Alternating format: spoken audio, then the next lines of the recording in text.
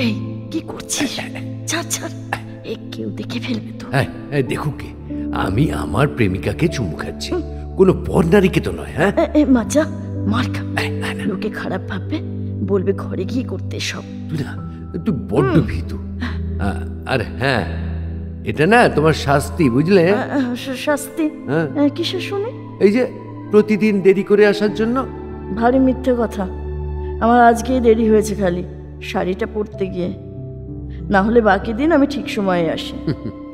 এগুলো তোর বাহানা আমাকে চুমু খাওয়ার জন্য, আমি সব বুঝি। বাহ, খুকি সব বোঝে, দারুণ ব্যাপার তো। ওসব ছাড় এখন, চল, দেরি হয়ে যাচ্ছে। সব মনে আছে তো ঠিক মতো? হ্যাঁ আছে। চাপ নিবি না, টেনশন করবি না একদম। আচ্ছা, একদম যেভাবে শিখিয়েছি সেইভাবে সুন্দর করে আবৃত্তিটা করবি, কেমন? ফার্স্ট প্রাইজটা কিন্তু আনতে হবে। রাই, তুই আমার উপর এত ভরসা করিস? করি তো, আলবাত করি। কেন করিস? আমার মা বাবাও করে না আমার উপর ভরসা, একটুও না। আবৃত্তিতে কিছু নেই, কোনো ভবিষ্যৎ নেই, এসব করে কি হবে? প্রতিদিন এই নিয়ে অশান্তি। আচ্ছা তুই বল, মানুষের কাছে টাকা পয়সাটাই কি সব? নিজের প্যাশন, ভালো লাগার জিনিস করার মধ্যে কি খারাপ আছে? কোনো খারাপ নেই রাহুল। তাহলে কাকু কাকিমা তোর ভালোর জন্য, তোর ভবিষ্যতের কথা চিন্তা করেই বলেন। ওই জন্যই বলছি, তুই আস্তে আস্তে তোর কবিতাগুলো লেখা শুরু কর। লেখা? আজকের আবৃত্তির প্রতিযোগিতাটা জিততে পারলে 5,000 টাকা পুরস্কার পাবি। কাকু কাকিমা সেটা দেখলে কিছুটা বুঝতে পারবেন। তারপর যদি একটা বই বের করে সেটা আমরা চালাতে পারি, তাহলে ওনারা তোর ওপর ভরসা করতে শুরু করবে। ওনাদেরকে সেই জায়গাটা তো দিতে হবে, তাই না?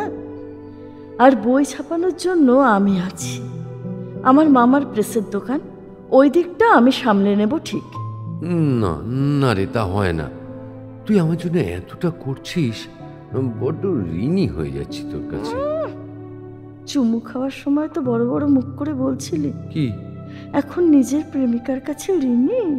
রাই শোন, আমি তোকে ভালোবাসি, বুঝেছিস? জানি। তোর যেটা করতে ভালো লাগে, তুই যেভাবে নিজের জীবনটা চালনা করতে চাস, আমার তাতে 100% অধিকার আছে সেখানে সাহায্য করার। তোর জয় মানে আমার জয়। আর হ্যাঁ, একান্তই যদি ঋণটা শোধ করতে চাস, তাহলে বলবো বিয়ে করলেই সেটা শোধ হয়ে যাবে। ওরে বাবা, এই মনে হচ্ছে তুই বড় আর আমি ছোট। ঠিক তাই। নে এবার চল, ভালো করে সুন্দর করে আবৃত্তিটা করবি, আমি আছি সব সময়। অল দ্য বেস্ট, তুই পারবি। রাহুলের হাতটা ধরে নাই, এক টুকরো ভরসার হাত। ভালোবাসার মানুষগুলো এরকম ভাবেই যেন থেকে যায় সারা জীবন।